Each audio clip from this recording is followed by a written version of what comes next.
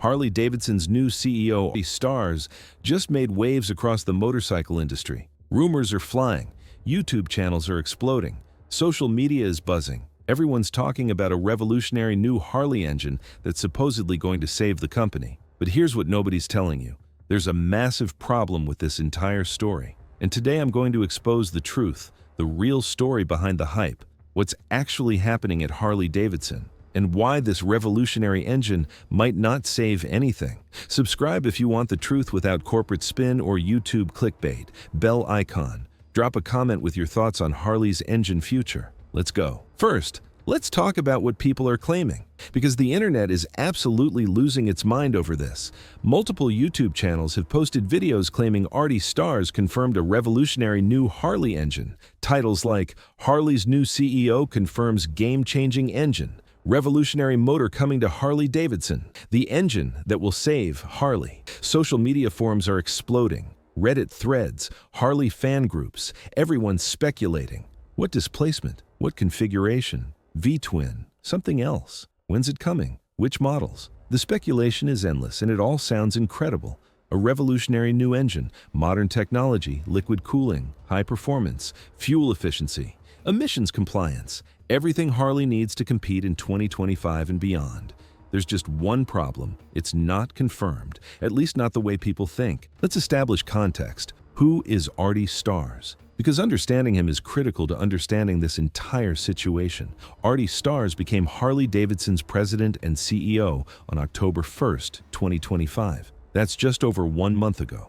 He replaced Jochen Zeitz, who led the company through some of its worst years financially. But here's the interesting part. Artie Starrs has zero motorcycle industry experience. None. He came from Topgolf. Yes, Topgolf, the golf entertainment company. Before that, he worked at PepsiCo. Before that, Yum Brands, which owns KFC, Taco Bell, and Pizza Hut. His background is consumer brands, entertainment, food and beverage, marketing, sales, operations. He's a business turnaround specialist. But motorcycles? He's never worked in the industry, never built engines, never designed bikes. He's a corporate executive parachuting into a dying motorcycle company. Now that doesn't automatically mean he'll fail.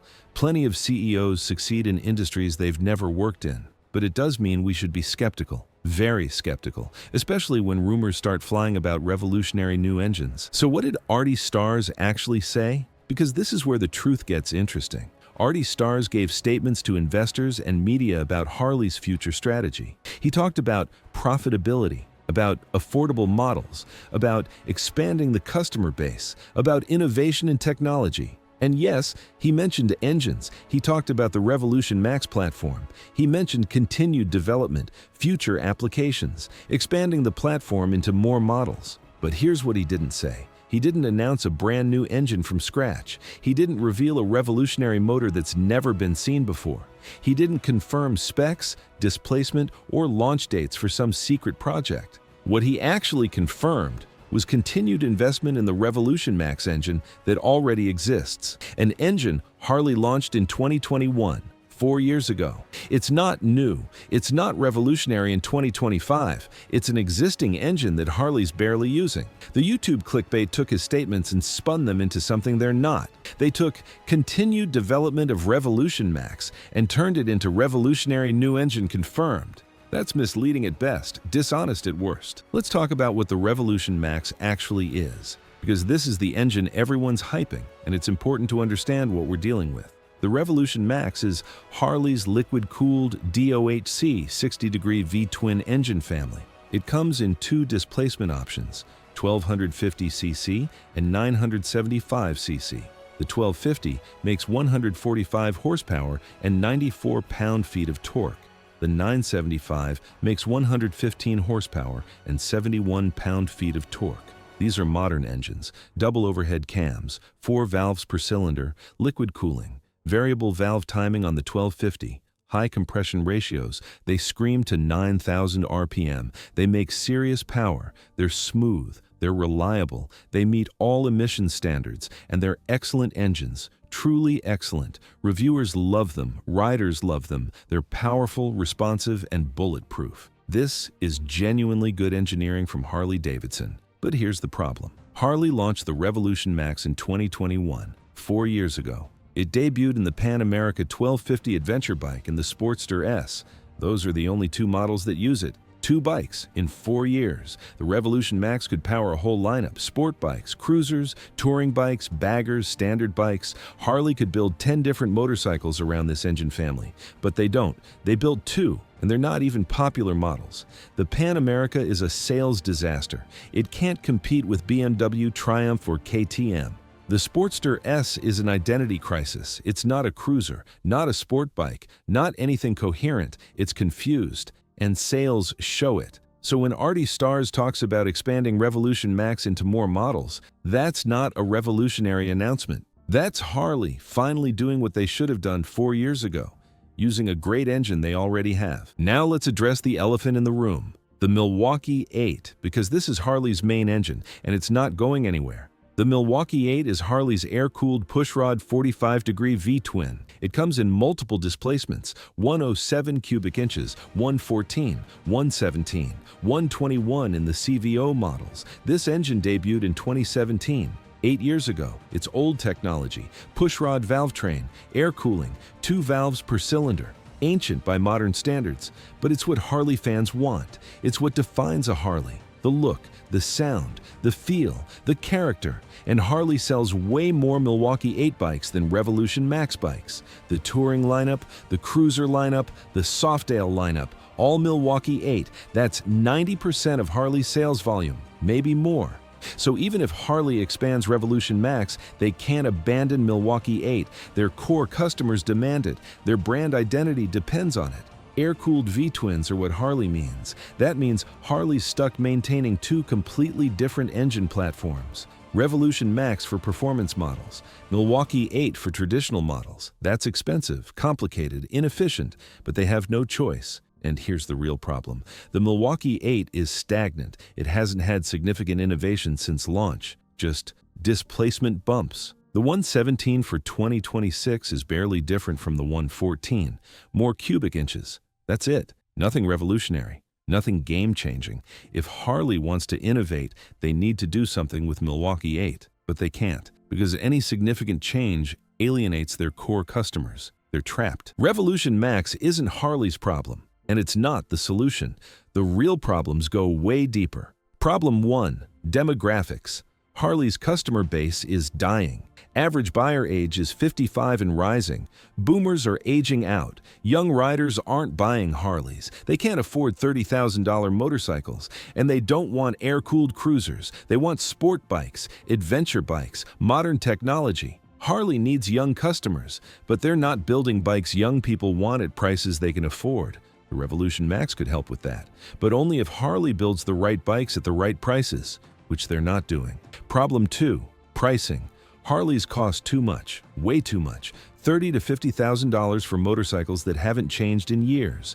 Competitors build better bikes for less. That's not sustainable. Harley's premium pricing worked when the brand was strong, when demand was high, when customers had money. But in 2025, none of that is true. Demand is collapsing. Sales are down 23%. Dealers are closing. Premium pricing is killing them. A revolutionary engine won't fix pricing. Harley needs to slash prices across the board or build affordable bikes. Neither is happening.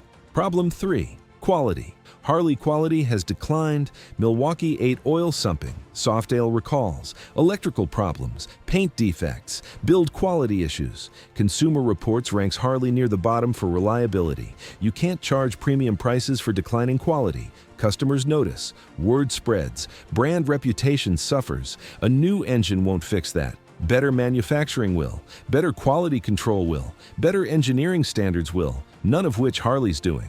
Problem 4. Innovation. Harley's stagnant. The Milwaukee-Eight is 8 years old with minimal updates. The Revolution Max is 4 years old and barely used. The Softail platform was discontinued. The touring bikes haven't changed significantly in a decade. Same frames, same styling, same everything. Meanwhile, competitors innovate constantly. New models every year, new technology, new features, new designs.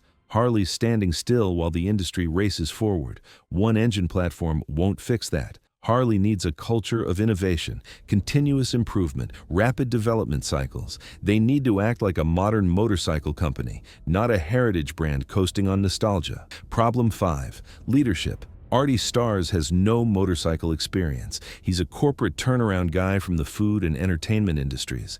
That might be exactly what Harley needs financially. But does he understand motorcycles, riders, the industry, the culture? Maybe he'll figure it out. Maybe he'll hire people who do. But right now, Harley's led by someone who's never built bikes, never designed engines, never understood what makes motorcycles special. That's concerning. A CEO with no industry experience talking about revolutionary engines should make you skeptical, very skeptical. He's repeating what engineers told him. He doesn't personally understand what he's announcing. That's dangerous. If Harley wants to survive, here's what they actually need. Not revolutionary engines, revolutionary strategy. First, build Revolution Max cruisers. Take that excellent 1250 engine and put it in a low, comfortable chrome-heavy cruiser. Make it look like a traditional Harley, but with modern power and reliability. Price it at $18,000. Watch it sell. Do the same with the 975. Build a mid-size cruiser.